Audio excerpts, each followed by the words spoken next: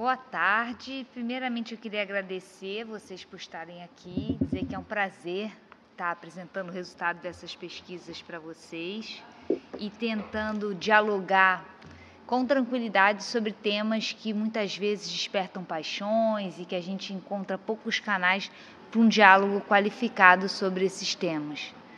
Em particular, ser cientista política nos últimos anos nesse país tem sido difícil, né? Eu acredito que com vocês da economia também não tenha sido fácil. Eu optei, em 2018, por centrar minha pesquisa no Jair Bolsonaro. Eu já estudei teoria política, durante bastante tempo eu me devotei a estudar as controvérsias entre direitos humanos e soberania popular, primeiro na filosofia do direito e eu me dediquei a estudar a controvérsia entre direitos humanos e soberania popular no âmbito da filosofia do direito, porque enquanto eu estava no doutorado e no mestrado eu dei aula para o direito e para relações internacionais, eu fiz ciências sociais e relações internacionais paralelamente. Então eu dava aula para esses dois cursos e fiquei um tempo debruçada sobre essas controvérsias, né, entre um plano mais universal, que é o plano dos direitos humanos, e um plano mais nacional, territorializado, que é o plano da soberania popular. E como as expectativas valorativas das sociedades modernas, elas vislumbram valores contraditórios, né, como esses que tem a ver com um âmbito universalista de direitos humanos, mas também com as expectativas de que no âmbito nacional, no âmbito de um povo soberano, haja liberdade para se autodeterminar.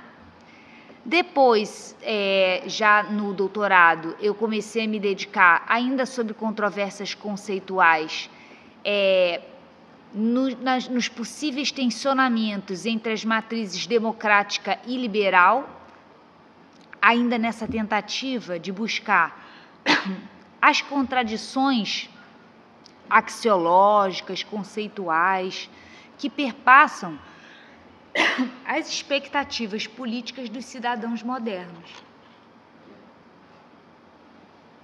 E aí eu utilizei um pouco dessa discussão que eu tinha feito no mestrado, em que eu posicionava a democracia contemporânea entre dois espectros, a teoria democrática contemporânea entre um espectro mais confrontacional, antagônico, no qual eu situava um autor chamado Carl Schmitt, e esse autor se caracteriza por uma visão do político, da soberania popular, da vontade geral, como sendo resultado da exclusão do heterogêneo, né, a ideia de amigo e inimigo, uma ideia muito importante para a gente discutir o conceito de populismo. E no o outro oposto, né, no outro polo desse espectro, eu situei contribuições, por exemplo, de autores da democracia deliberativa, como Jürgen Habermas, que entende essa vontade geral, essa soberania popular, como resultado de processos deliberativos e espontâneos de construção de consensos. Aí no doutorado, eu já estava trabalhando num observatório político, já estava trabalhando como pesquisadora propriamente dita, e eu me debruçava nesse lugar onde eu trabalhava sobre a América Latina. Eu pesquisava no Observatório Político Sul-Americano, que existe até hoje, lá no IESP. Trabalhei lá desde o mestrado e aí senti falta de utilizar recursos mais empíricos na minha tese de doutorado. Então, eu tentei fazer essas discussões sobre teoria democrática contemporânea, analisando as constituintes bolivarianas. Então, eu fui fazer trabalho de campo, a princípio no Equador, na Bolívia e na Venezuela. Rapidamente eu abandonei o caso equatoriano por ele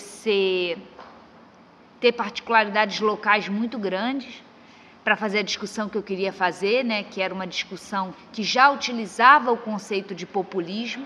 E fiquei só estudando Bolívia e Venezuela. Fui fazer campo nos dois países, peguei as atas constituintes, mas acabei, na hora de redigir a minha tese, analisando só qualitativamente o caso venezuelano, para tensionar esse conceito de populismo como ferramenta explicativa para a gênese de sujeitos políticos. E aí é o primeiro disclaimer dessa fala. Eu uso o conceito de populismo não como um adjetivo. Na minha pesquisa particular, aqui eu vou falar de outras abordagens do conceito de populismo, mas na minha pesquisa particular, em que eu estudo os discursos de Jair Bolsonaro, discursos e projetos de lei, de toda a sua performance legislativa, né, toda a sua atuação como deputado federal, eu trabalho com populismo não como um adjetivo, mas como uma ferramenta metodológica para compreender a gênese de sujeitos políticos. E por que eu faço isso? Porque eu me movimento teoricamente num horizonte pós-estruturalista ou pós-marxista, no qual eu não me sinto confortável com a categoria de sujeito universal como única via possível de um sujeito político contra-hegemônico, ou de um sujeito político. A própria ideia de que os sujeitos políticos podem surgir como mero epifenômeno de contradições econômicas não é mais suficiente, a meu ver e ao ver de todos aqueles que se situam nesse horizonte pós-estruturalista ou pós-fundacional. Então, eu tenho trabalhado com o conceito de populismo e razão populista em particular para compreender esse processo de formação de sujeitos políticos a partir de dinâmicas não deterministas, dinâmicas de articulação entre sujeitos sociais. E muito do que a gente vai discutir hoje é devedor dessa forma de ver o mundo. Mas também dessa pesquisa que eu realizo desde 2019, num grupo de pesquisa que envolve mais de 15 alunos de graduação e pós-graduação, no qual a gente sistematiza e codifica os discursos e projetos de lei de Jair Bolsonaro. Codifica por quê? Porque eu trabalho desde 2014 com um sistema categorial internacional que chama Comparative Manifesto Project, também vou falar um pouco dele hoje, que foi criado para posicionar textos políticos no espectro ideológico. Então, a partir... Pode mostrar já o PDF. A partir de um conjunto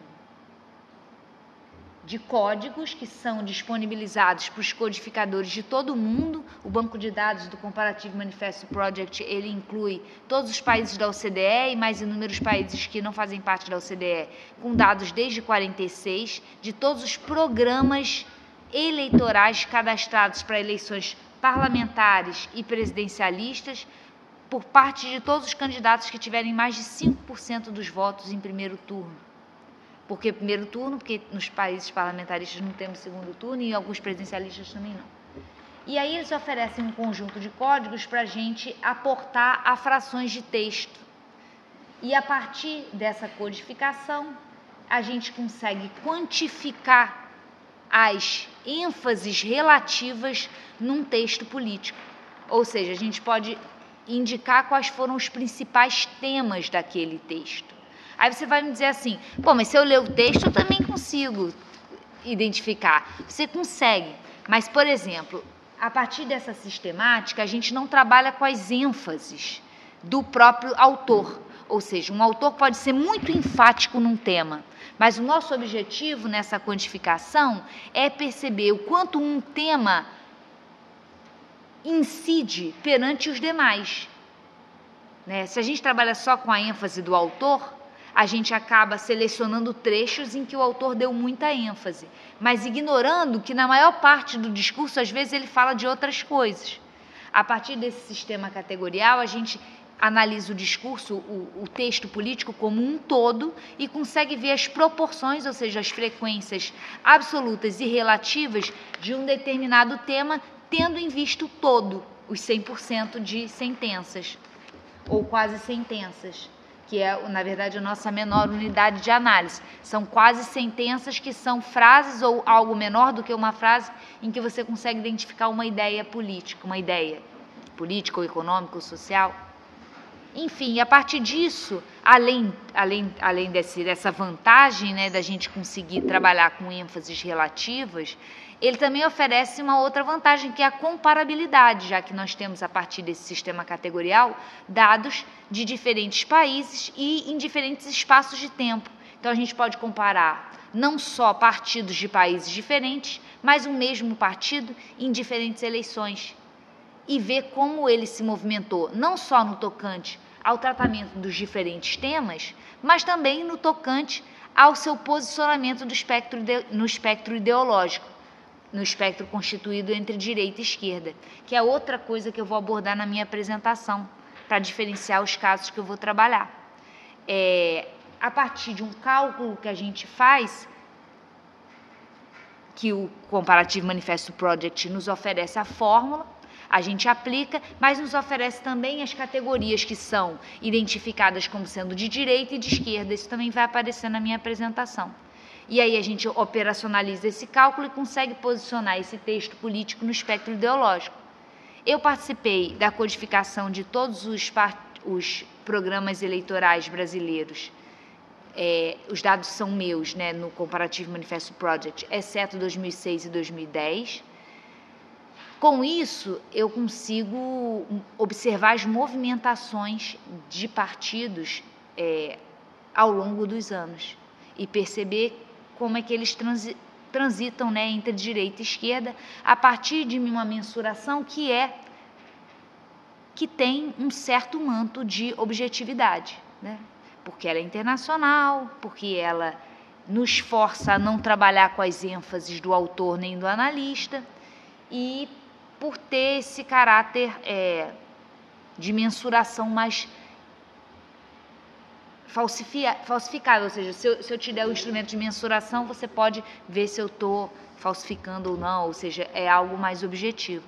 Então, eu consigo com mais tranquilidade posicionar, discutir ideologia política, amparada por essa ferramenta metodológica, que eu acho que é uma vantagem quando a gente está trabalhando num contexto particularmente polarizado. É claro que existem desvantagens, não é uma metodologia pensada para o caso brasileiro, existem elementos que, na nossa tradição política, que destoam um pouco da categorização do Comparative Manifesto Project, mas isso é um problema que a gente sempre vai ter quando aplicar categorias feitas em outros contextos, né, num contexto distinto. Só que se a gente sempre for criar categorias para lidar com cada caso, essas categorias não servem para comparar casos. Então, isso é um problema. Muito bem, agora podemos começar. Dito isso tudo, podemos começar do início.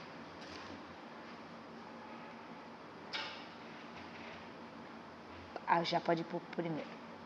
Bem, o objetivo do paper que eu estou apresentando aqui para vocês hoje é falar sobre as transformações políticas ocorridas no Brasil ao longo do século XXI, entendendo essas transformações como produto de duas ondas populistas. E aí você já sabe que o populismo para mim é menos um adjetivo do que uma ferramenta para trabalhar com a gênese de sujeitos políticos. Quais seriam esses sujeitos políticos?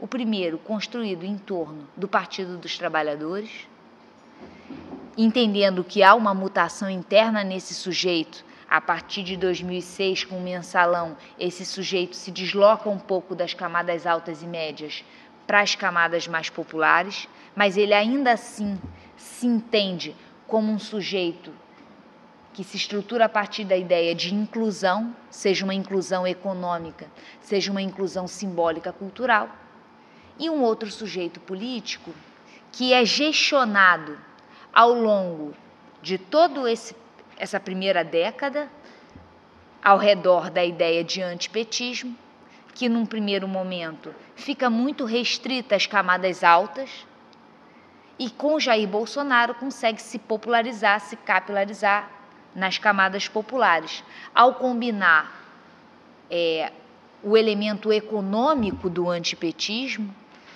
que diz respeito a uma visão social-democrata, distributivista ou heterodoxa da economia, que é a visão que é associada a esse sujeito político, né, simbolicamente, e combinar isso, que era restrito às camadas altas e médias, né, aos formadores de opinião, com sentimentos mais populares, que dizem respeito a valores conservadores, mas também a uma reação, a um certo ressentimento das camadas populares com o empoderamento de certos segmentos populacionais. Esses dois sujeitos políticos, que são muito distintos, vão ser entendidos a partir da categoria populismo. E aí a minha primeira pergunta, que seria uma pergunta que vocês poderiam ter me feito, é: como então, já que você tem um sujeito político de caráter inclusivo, que quer expandir o espectro de identidades passíveis de ser representados na ideia de povo, e outro sujeito político com caráter contrário, ou seja, quer restringir, comprimir o espectro de identidades passíveis de ser representado nesse mesmo conceito de povo, ou seja, um inclusivo, o outro um ampliador, o outro mais restritivo? Como é que você pode ter dois fenômenos tão diferentes enquadrados no mesmo conceito? E aí eu vou precisar de duas ferramentas para explicar isso. A primeira é o próprio conceito de populismo. Pode passar, por favor. O primeiro é o próprio conceito de populismo e a segunda vai ser o conceito de ideologia, porque vai ser através dela que eu vou diferenciar os dois casos. Por isso que eu vou recorrer a essa metodologia que eu mencionei anteriormente, uma metodologia que me permite falar de ideologias de uma maneira relativamente objetiva. Bem, o conceito de populismo pode passar. Eu sei que é polêmico. E eu acho que é exatamente por isso que eu me identifico com ele. É um conceito polêmico, muito porque a academia se ressente da mobilização vulgar desse conceito. De fato, o populismo é utilizado para falar de tudo. Tudo é populismo. A mídia coloca como se fosse pimenta do reino, que coloca em cima de tudo, sem nenhum critério. Eu entendo tudo isso, mas exatamente por essa capacidade de gerar polêmicas e identificações, gerar conteúdos, é que eu acho que é interessante a academia manter esse ponto de contato, né, com a linguagem que é utilizada, não tanto, não vou ser tão otimista, que é utilizada pelas classes populares, mas que pelo menos pela mídia a gente mantém um ponto de contato com os formadores de opinião. Então eu acho que esse conceito é interessante e ele vale a pena a gente nós nos debruçarmos sobre ele, né? Até porque internacionalmente também é um conceito que vem ganhando muito espaço. Então, eu acho que vale a gente utilizá-lo como uma ferramenta. Porém, para que essa ferramenta tenha alguma vantagem, eu preciso defini-la corretamente, exatamente para conseguir reduzir essa amplitude conceitual. Quanto mais amplo é um conceito, menos ele consegue explicar. Então, a gente, quando fecha esse conceito, diminui a sua abrangência, a gente consegue percorrer, conferir a essa categoria uma dimensão explicativa mais enfática, maior. Porém, no caso do conceito de populismo, tem um elemento de amplitude, de ambiguidade, que lhe é constitutivo. Porque, independente da acepção de populismo, toda ideia, por mais vaga possível ou mais precisa possível que o populismo assume, toda a definição, ela tem sim uma pretensão de abarcar fenômenos relativamente distintos. Ou seja, o populismo, ele nunca se apresentou como um conceito que corresponde ou se iguala ao de ideologia. Então, ele tende a tipificar fenômenos com uma ambiguidade ideológica maior, ou fenômenos com diferentes ambiguidades, Então, isso é um atributo do conceito de populismo que limita uma definição tão estrita que restringe essa capacidade de falar de fenômenos que não são tão definidos em termos ideológicos. Mas, além disso, é interessante a gente observar que o mesmo conceito é usado para caracterizar, é usado com sentidos diferentes. Nas abordagens mais tradicionais do conceito, aquelas que emergiram na primeira metade do século XX, na América Latina, que são as chamadas abordagens históricas, o conceito de populismo ele estava associado a um conjunto de características empíricas de fenômenos associados a processos de modernização tardios,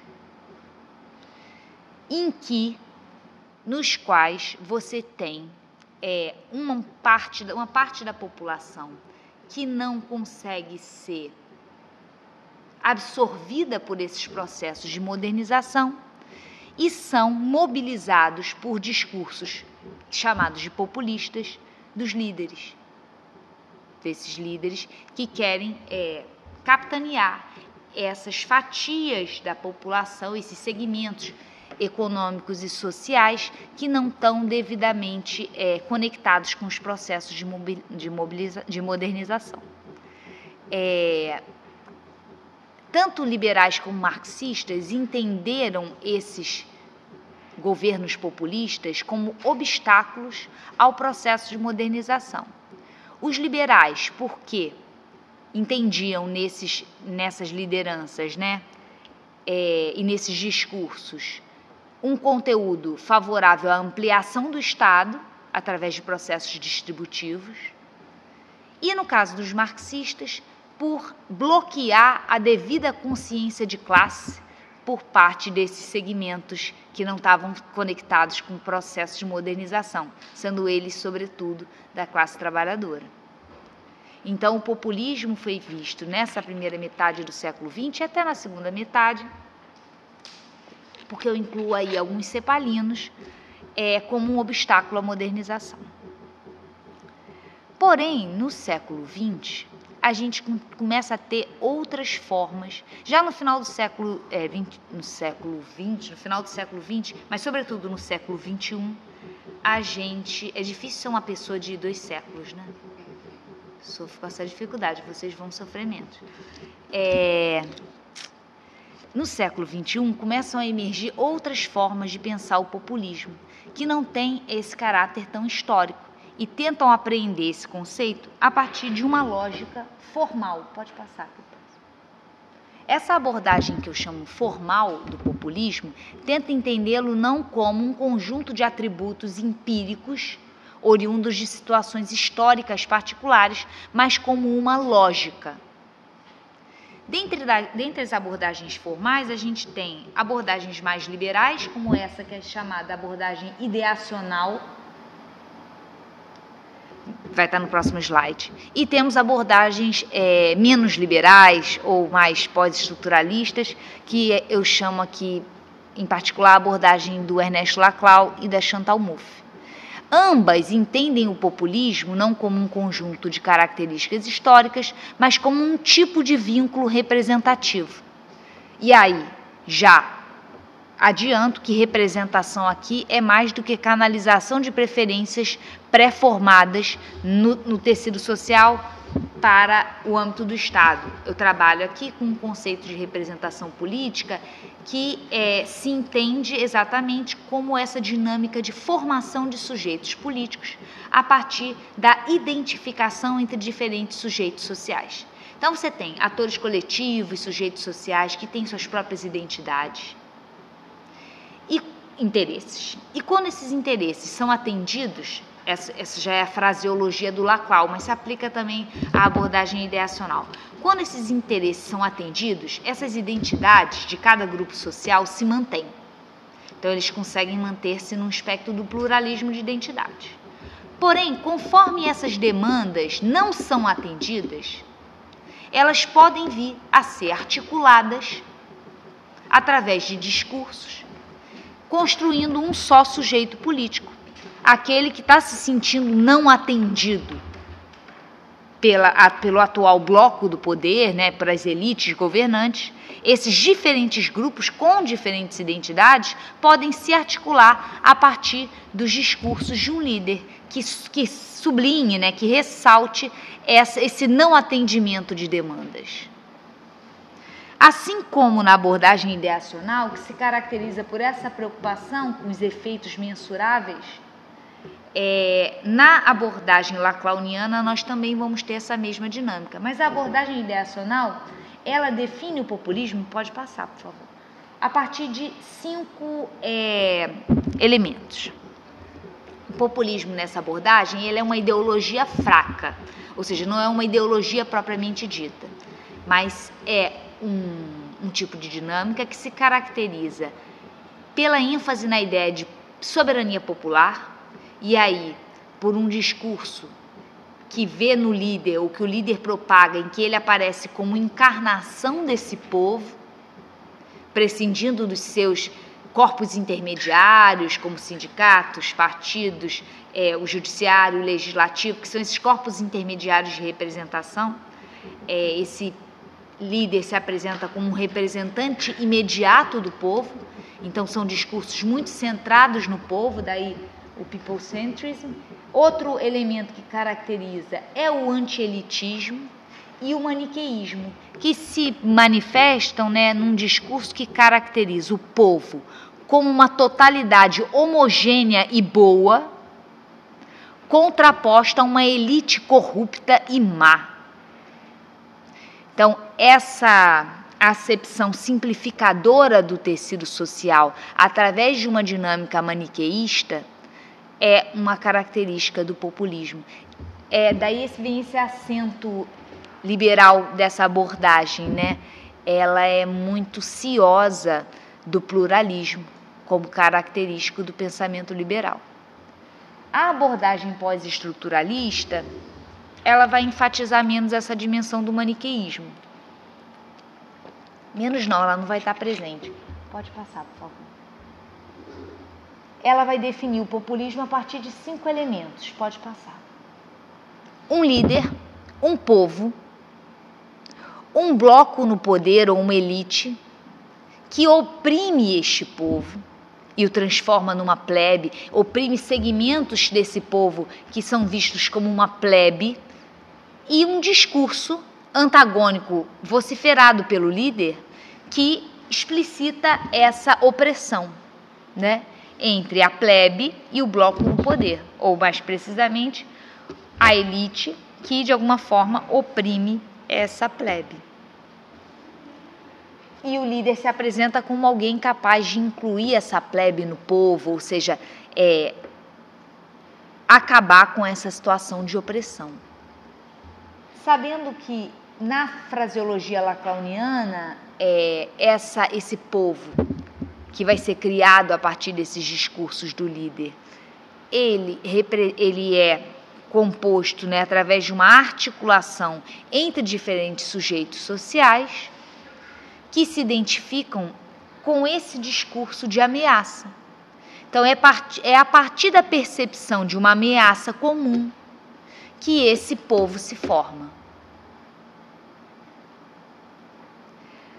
Para isso, alguns conteúdos dessa ideia de povo vão flutuar. Alguns conteúdos dessa percepção de ameaça vão flutuar para caber, para se adequar aos diferentes grupos que fazem parte desse sujeito político. No caso do Bolsonaro, isso fica muito nítido a partir de um conteúdo que é estruturante para a formação do sujeito político ao redor dos seus discursos, que é o medo da esquerda. Uma esquerda que, para determinados segmentos, vai ter uma conotação econômica, mas que para outros segmentos não vai ter essa mesma conotação econômica. Vai ter uma conotação valorativa, vai estar associada a direitos civis, à pluralização das formas de pensar a família, o corpo, a relação das famílias com os corpos e seus membros, E para outros segmentos vai significar mais privatização, menos privatização. Então, é o mesmo termo que vai ter o seu significado flutuando dentro desse discurso populista. Daí o que eu estava falando no início, alguma margem de amplitude é inerente ao populismo, porque ele se forma a partir da aglutinação de segmentos sociais distintos que vão se aglutinar por se identificarem com uma mesma ameaça, um mesmo significante. Para que ele seja capaz de aglutinar esses sujeitos sociais distintos, esse significante tem que flutuar. No caso do PT não era distinto. A elite que o PT queria combater, ela flutua de segmento para segmento. Ela pode estar mais situada em termos de elites políticas, mais situadas em termos de elites econômicas, mais situadas em termos de uma discussão sobre o patriarcado. É inerente de um discurso populista, enquanto discurso que combina, primeiramente, uma relação de antagonismo, nós e eles, oprimidos e opressores, com a maleabilidade para aglutinar sujeitos sociais diferentes. Então, não é só o antagonismo, mas também é um antagonismo que não se determina imediatamente a partir de contradições econômicas ou contradições quaisquer. E sim permite uma abertura para a aglutinação de sujeitos sociais com identidades distintas. E que vão ter, de alguma maneira, essas identidades sociais subsumidas a partir da emergência dessa identidade política. Então, os grupos econômicos e religiosos dentro do bolsonarismo vão ter suas identidades particulares reduzidas, enquanto essa dinâmica confrontacional, bolsonarismo versus petismo, direita versus esquerda, tiver uma ênfase valorativa maior. Da mesma forma, acontece com o PT. E no caso da esquerda isso é muito visível, a percepção de um inimigo comum pode até juntar, mas fica bem nítido que o coletivo, que votou no PT, ou até mesmo que se entende como petista, inclui pessoas com diferentes identidades sociais e diferentes interesses. Pode passar, por favor. Aí, já que o conceito de populismo, como eu mencionei para vocês, pode ser aplicado aos diferentes atores, aos diferentes fenômenos que a gente quer estudar aqui, bolsonarismo e petismo ou lulismo. Eu prefiro pensar em petismo, do que lulismo, mas eu não é nítido que o lulismo está presente nesse universo. Ele é o mesmo fenômeno que é aplicado a dois fenômenos, mas esses fenômenos têm uma natureza muito distinta. E o conceito de ideologia nos ajuda a diferenciar esses dois fenômenos. E o que são ideologias? Pode passar, por favor. Ideologias, aqui eu estou trabalhando com uma definição muito instrumental, que define ideologia como atalho mental, para simplificar valores, preferências e identidades diferentes. Esse efeito simplificador ele é ainda maior quando a gente divide a miríade de valores e posicionamentos políticos em dois termos, direita e esquerda. Essa forma de simplificar o espectro político, ela tem origem na Revolução Francesa e ela já tinha essa dimensão espacial, de posicionar preferências políticas, sujeitos e textos num espectro espacial. Por quê? Porque era assim que se posicionavam os membros da Assembleia Francesa no contexto da Revolução. Aqueles que estavam à direita do rei estavam mais próximos da monarquia e aqueles que estavam à sua esquerda estavam mais próximos da República e dos valores revolucionários. Essa dicotomia, direita e esquerda, nesse primeiro momento, tinha uma feição muito valorativa e política, Primeiro monarquia república, mas tinha esse elemento cristianismo versus uma visão laica da política. Porém, com a popularização do marxismo e o advento da revolução, essa dicotomia direita e esquerda passa a ganhar um conteúdo muito econômico. Então, o posicionamento no espectro ideológico durante todo o século XX, ele era muito carregado de uma orientação econômica, mais Estado, menos Estado. No século XXI, isso muda um pouco. Não que não exista um componente econômico determinante nos populismos de direita ou na extrema-direita que emerge no século XXI, e esse conteúdo é neoliberal, ainda que de uma maneira ambígua, em alguns casos, não em todos, ele se carrega mais de valores e de percepções sobre os direitos civis do que os confrontos, né, políticos que orientavam a dicotomia direita-esquerda no século XX. O que eu estou querendo falar para vocês? O que vocês já percebem, né? Direita e esquerda, que até um tempo eram termos muito utilizados em polêmicas econômicas, têm se tornado úteis para organizar as preferências valorativas. E não adianta a gente brigar com a história. Não adianta você dizer assim, como muita gente diz, mas essa questão de direitos civis é uma questão que era característica da direita no século XX. E era mesmo, mas não é mais, né? Os atores que se reivindicam como de direita hoje têm um entendimento mais conservador, ou até mesmo, como é o caso do Bolsonaro, reacionário sobre temas de direitos civis. E aqueles atores que se entendem como de esquerda têm um entendimento mais progressista sobre esses mesmos pontos. Não adianta brigar com os fatos.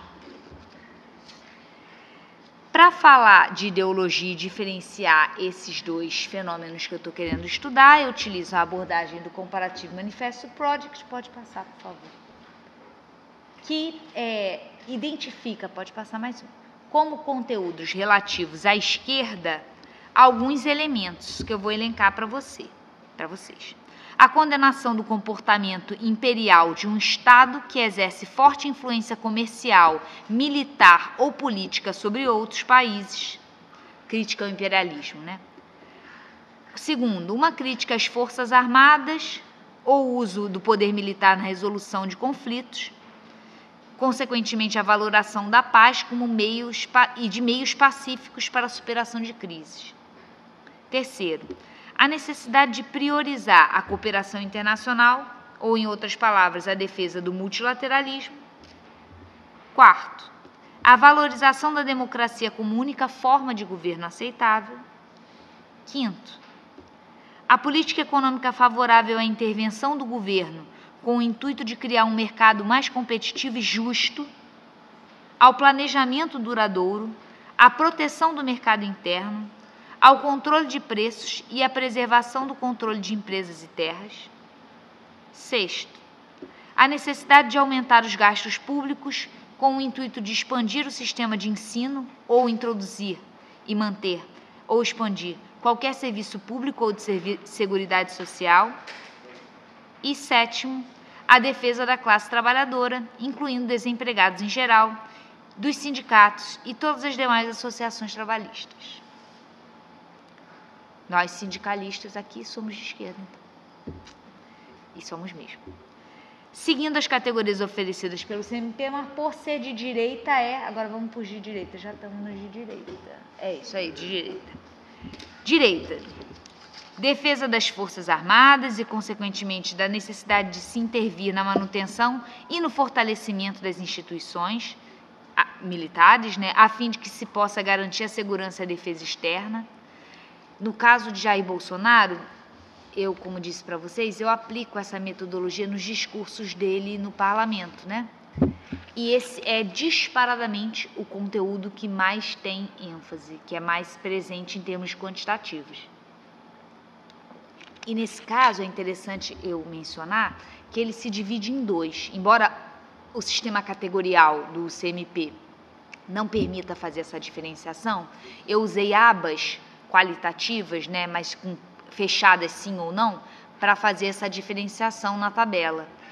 Porque, para além da defesa dos militares associada, né, ao controle de fronteiras, à ditadura militar, que é um tema muito recorrente, a defesa da ditadura militar como um ideal de ordem e de sociedade, em que a família e os valores tradicionais não eram ameaçados e que você tinha um Estado que usava dos seus recursos de violência para garantir a paz, ou seja, uma combinação de conservadorismo moral com punitivismo tão presente nessa defesa da ditadura militar, mas você tem também, além disso, uma defesa corporativista dos militares que é muito presente nos discursos do Bolsonaro.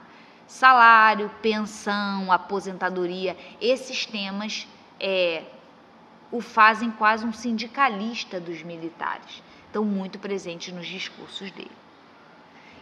Segundo, a defesa da liberdade individual e dos direitos humanos, o que significa, por um lado, liberdade de expressão e imprensa, de possuir propriedade e de dispor dela como quiser, de reunião, etc., e por outro, a crítica ao controle burocrático e à coerção do Estado nas esferas políticas e econômicas.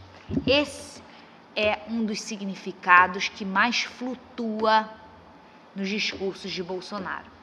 A liberdade significa muitas coisas nos seus discursos, mas, sobretudo, significa a liberdade da esfera privada de adotar práticas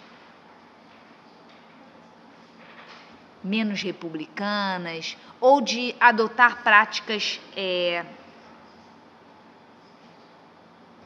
como posse de arma, como homeschooling, como não vacinar, como educar seus filhos através da violência. Então, há uma série de momentos, a lei da palmada, o kit gay, a escola sem partido, em que ele recupera essa ideia de liberdade flutuante e utiliza nos seus discursos.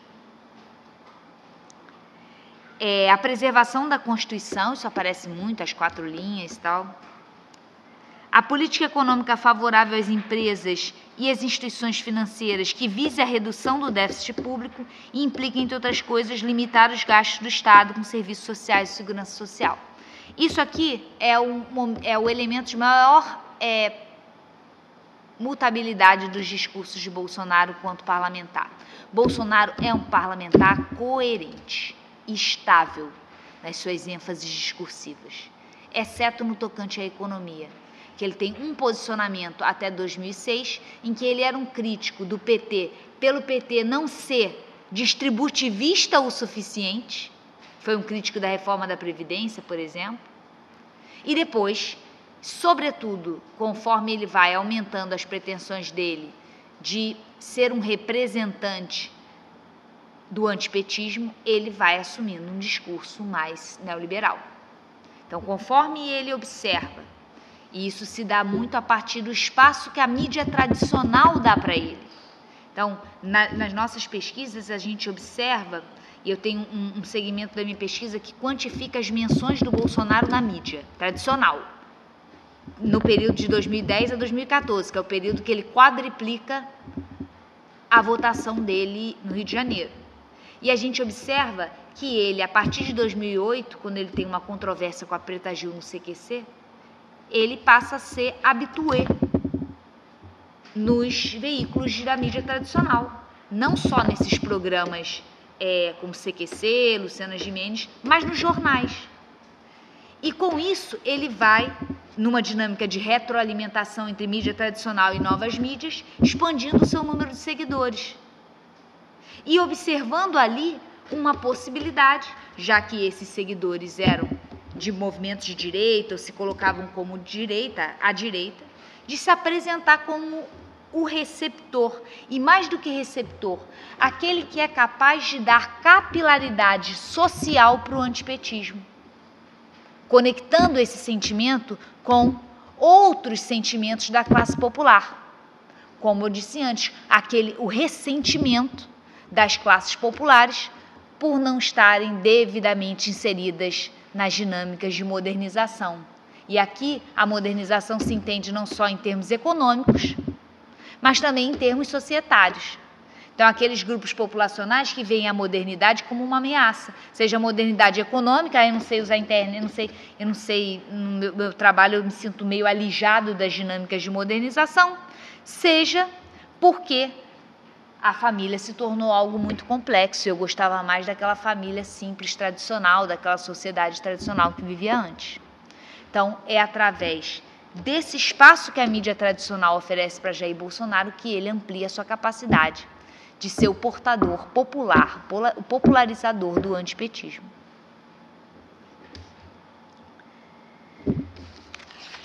Pode ir... tem mais coisa da direita. A redução ou eliminação do protecionismo e, consequentemente, a defesa do livre comércio. Isso é ambíguo nos populismos de direita no mundo. Por exemplo, o Trump, ele tem uma conotação protecionista maior do que o Bolsonaro. Por isso que na categorização do CMP, o Bolsonaro está muito à direita do Trump. Então, se a gente fosse posicionar, o Bolsonaro está com 42 de Haley, se eu não me engano, o Trump tem 36 de Haley. Quanto maior o Haley, mais à direita, quanto menor, mais à esquerda. À esquerda são valores negativos, à direita são valores positivos.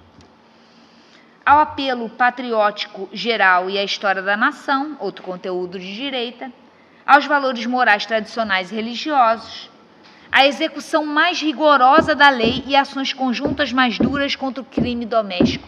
Esse ponto é muito importante para o bolsonarismo, o punitivismo. Bolsonaro ele consegue operar a nacionalização de um discurso de direita que sempre existiu, mas ficava restrito ao plano subnacional, que é o discurso do bandido bom é bandido morto, da truculência policial. Isso sempre teve presente, para quem acompanha a política, nas eleições subnacionais, sobretudo para Estado e para a Prefeitura também. Mas isso não ganhava o plano nacional com ênfase. O Bolsonaro catapulta esse tema, misturando o combate à bandidagem do crime organizado, do crime pequeno, com a bandidagem política. A Lava Jato cumpre esse papel que permite ele misturar esses dois conteúdos. Bandido bom é bandido morto, bandido é aquele que rouba seu celular, bandido bom, bandido morto é o PT e os corruptos de modo geral. Então ele faz essa combinação de conteúdos discursivos distintos e com isso consegue catapultar o punitivismo para o plano ideológico nacional, popularizando ainda mais discursos de direita. Apelos gerais à solidariedade nacional e à necessidade de união nacional. Esse elemento aqui é interessante naqueles trabalhos que eu fiz sobre pandemia. É um ausente nos discursos de Bolsonaro. Bolsonaro apela muito pouco a essa sensação de unidade. Bolsonaro fala a cada um individualmente, a cada indivíduo que se viu desamparado de laços sociais. Por isso que esse processo de fragilização dos atores coletivos que antecede o bolsonarismo, sindicatos, associações de moradores, a fragilidade dos atores coletivos, ela gesta um ambiente favorável a esses discursos que não falam a um indivíduo socializado, amparado, mas a um indivíduo amedrontado e solitário. E que, por estar nessa situação de solidão, se sente vulnerável a ameaças, mas percebe e entende que não existem instituições capazes de protegê-lo. E acaba aderindo a discursos de os mais fortes vão ganhar. Então é melhor que eu seja, de alguma maneira, mais forte. Por isso que o bolsonarismo, ele fala às classes populares, mas não àqueles que se sentem vulneráveis. Aqueles que, de alguma forma, se sentem batalhadores e vencedores em relações de pequeno poder. É o segurança que não deixa a pessoa entrar, é o marido que bate na mulher, é o funcionário que oprime aquele imediato que está abaixo dele. É quem se sente em relações próximas e circunscritas, o forte, e não o vulnerável. A ideia de vulnerabilidade não organiza esse sujeito político, ao contrário, vai organizar o sujeito político lulista, que se coloca como um porta-voz desses vulneráveis. Esse talvez seja o assento mais determinado do sujeito político que se constrói em torno do Lula. são indivíduos que, de alguma forma, entendem que são vulneráveis e que vão precisar de um Estado, de instituições, de leis que o protejam. E agora eu já vou para as conclusões. Pode ir. Acabei de anunciar, né? O Lula combina conteúdos acima elencados como de esquerda na composição de uma cadeia de equivalência formada por aqueles que se percebem ameaçados pela elite econômica, política e social tradicional, caracterizada por um modo patriarcal de estruturação. E o Bolsonaro combina os conteúdos acima elencados como de direita, na composição de uma cadeia de equivalência formada por aqueles que se percebem ameaçados pela desestruturação da ordem patriarcal, ainda que não façam parte propriamente da elite. Além disso, eu tenho uma outra conclusão, pode passar, que tanto o conceito de populismo como o conceito, né, de extremismo ou o conceito ideológico não pode ser aplicado de maneira simétrica entre os dois fenômenos. Por quê? Se o conceito de populismo implica numa dinâmica de antagonismo, uma dinâmica confrontacional, fica nítido que Bolsonaro recorre muito mais à estratégia do confronto, né, e do ataque do outro, da inimizade, como um recurso discursivo. E, segundo, ideologia. Pode passar, por favor. Mais uma. Aqui, eu tenho aqui os Rayleigh, que Rayleigh é o seguinte, é aquele número... Rayleigh é aquele número que resulta da fórmula matemática que eu aplico quando eu codifico os discursos políticos. Então, eu codifiquei todos esses programas de governo. Aqui é o PSL de 2018, aqui é o PSDB de 89, são os programas mais à direita da nossa história. O PRN do Collor de 89. Olha como o Bolsonaro está descolado na direita. Ele está seguido só pelo PSDB de 89. E aqui a gente tem o PT de 2018. O PT de 2018 tem um Rayleigh de menos 20, enquanto o Rayleigh do Bolsonaro é 40. Então, ele está muito mais à direita do que o PT de 2018 está à esquerda. Por isso que eu tenho uma série de outros textos em que eu falo do perigo que o termo polarização traz consigo. Porque polarização traz a imagem de simetria. E essa imagem no Brasil, ela é falha. O nosso sistema, conforme foi radicalizando a polarização, ele foi radicalizando essa polarização à direita e não à esquerda. A gente tem aqui, ó, o PSDB de 2014. Ó, a gente teve durante boa parte do nosso período democrático uma hegemonia da centro-direita, centro-esquerda, que foi o período em que PT e PSDB se alternaram de 98 até 2010. E depois é que esses Rayleighs foram aumentando. Aqui a gente tem Rayleighs mais antagônicos, porque a gente tem também partidos que foram pouco votados, como é o caso do PSOL de 2006, que tem esse Rayleigh aqui de esquerda, de altíssimo aqui, quase extrema esquerda, o PT de 89, o PV de 2010, o PRONA, gente, o Enéas é de esquerda nessa codificação, porque ela enfatiza muito temas econômicos e a soberania econômica é um tema que o Enéas fala sem parar. Aqui o Enéas, aqui a gente tem o PT de 94 e aqui o PT de 2018. E aqui o PSL. Então, a gente pode dizer com propriedade que, em termos ideológicos, não existe simetria. Bolsonaro está muito mais à direita do que o PT está à esquerda. Enfim, gente, aqui são só elementos para a gente debater, são temas polêmicos e isso é que torna tão divertido e eu espero que a gente tenha uma conversa interessante. Obrigada.